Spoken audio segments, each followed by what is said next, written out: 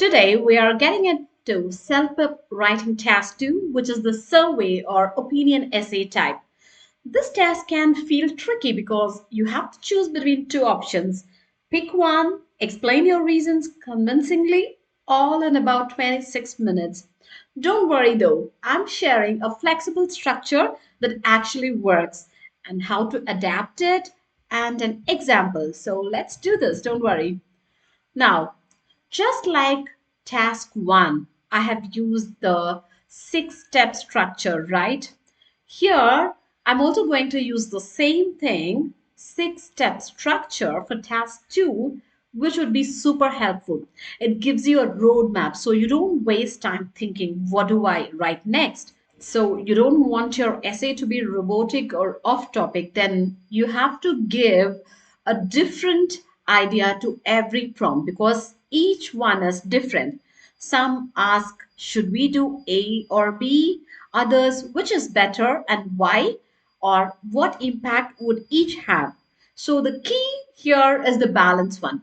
A template gives stability, but you should try to adapt it depending on what the prompt actually asks. Okay, so here is the flexible 6 part structure for task 2.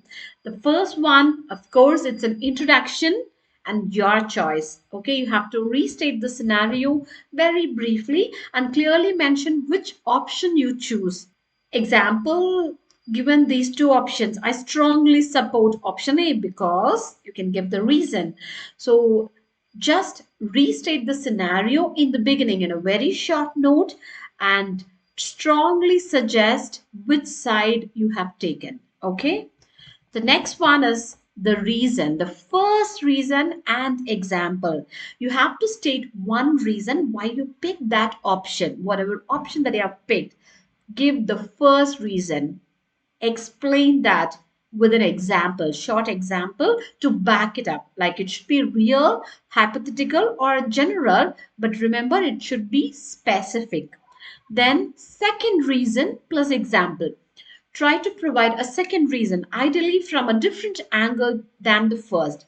Like you can talk about the cost, convenience, effect, long term or short term. So many things you can include, right? When it comes to a second reason. So you have to look at it in a different angle. And again, you have to back it up with relevant example or scenario. Then counter argument plus rebuttal. So this one is optional. You can acknowledge the other choice briefly. Like some might argue the other option, why it is efficient. Then you can explain why that argument is less convincing or why your choice is better. Okay.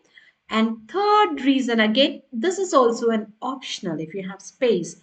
If you can squeeze a third reason without going off track, you can do it. But keep it short and crisp.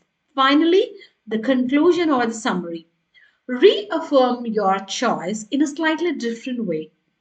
You can summarize your main reasons. Add a short like I hope or I believe sentence phrases you can use in order to summarize your main reasons. Okay, now let's move on to a sample example. Here is the prompt. If you want, you can just pause the video, read it, and try to include the 6 part structure and come up with your responses. Let me read it for you. Some people think that cities should invest more in building bike lanes. Others believe that improving public transportation like buses or subways is more important. Which option do you support? Explain why, giving reasons and examples. It's pretty much simple and it's a common topic, right? Now, let me move on to my response here. I strongly believe that cities should prioritize improving public transportation over building more bike lanes. First, public transit serves a much larger portion of the population. Many people rely on buses or subways to commute daily, and making these services faster and more reliable would benefit a broad range of residents. For example, adding more frequent bus routes during peak hours can reduce wait times and help workers get to their jobs on schedule. Second, investing in better public transport can have a greater long term environmental impact. When more people take buses or trains instead of driving, it leads to lower carbon emissions and less traffic congestion. In a city where traffic is a major problem, public transit improvements can really ease daily gridlock. Some might argue that bike lanes promote health and reduce car usage, and that's true. However, not everyone can bike, especially in bad weather or over long distances. Public transit remains accessible to more people all year round. In conclusion, while bike lanes are great, I believe enhancing public transportation has a more significant and inclusive impact both socially and environmentally. For these reasons, I support investing in better buses and subways. Let me tell you why this response is strong. The first one, I have chosen public transportation immediately. I made a clear choice at the beginning and have given good reasons, right? Two solid reasons. The first one is like it can reach many people, and second one is environmental impact. The two solid reasons I gave. And I have given concrete scenario examples like bus routes during peak hours and realistic outcome like lower carbon emissions and less traffic. That's a very good example. And I have also gone for the counter argument, like I have acknowledged the other side, bike lanes, but I have also briefly explained why it's not as effective for everyone. And conclusion, yes, I have reaffirmed the stance and I have summed up the reasons and I stayed coherent, right? If you see the tone, it's very respectful, logical, persuasive, not emotional or overly academic. Got it? Now, let me give you some of the tips and also I will tell you common pitfalls that you should avoid. Time management. You have to use a timer. For example, try to spend 4 to 5 minutes in planning, 16 to 17 minutes in writing, and 3 to 4 minutes proofreading, which is pretty important at the end. Please give a time for proofreading to review what you have written. So, this is a strategy many high scorers use. And be decisive. You have to pick one option early and then don't baffle it. Self preparators want clarity. Remember that. Use specific examples.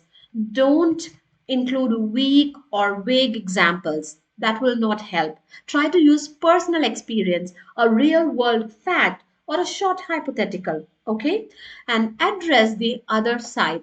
But don't spend too much time on the counter argument and keep your tone appropriate. Task 2 is not super formal like a formal letter, but you need to sound polite, reasoned, and smooth. So avoid slang or some other words which is not appropriate. And try to vary your sentences. Try to use a mix of simple and complex sentences in order to demonstrate your language control. And proofread, yes, very important. Do not skip this. It will fix grammar, checking coherence, and make sure your word count is also good. Okay? And here are the bonus tips for you. Try to connect the ideas with transitional words because self-help loves smooth flow, right? Try using the word firstly, secondly, finally, like however, although, on the other hand, therefore, as a result, consequently, because these markers immediately improve the coherence, okay? And try to keep the sentences clear but varied. Okay, high scorers they always mix short sentences with the medium sentences, one or two complex sentences. Okay, you can say like parks are essential for communities, they give families a safe place to gather. Although many people enjoy swimming pools, comma, they are more expensive to maintain. So here we are using simple one or two complex sentences and also medium sentences. Got it? So when you are using a varied sentences, then definitely you will get higher score. And you have to stay on topic. Do not add irrelevant details. Every sentence must support your opinion. Avoid stories or personal history or emotional writing. Try to use relevant examples connected to the survey question. Okay? So that's all for today's video. Kindly like, share, and subscribe for more self-help tips. See you in the next video. Bye bye.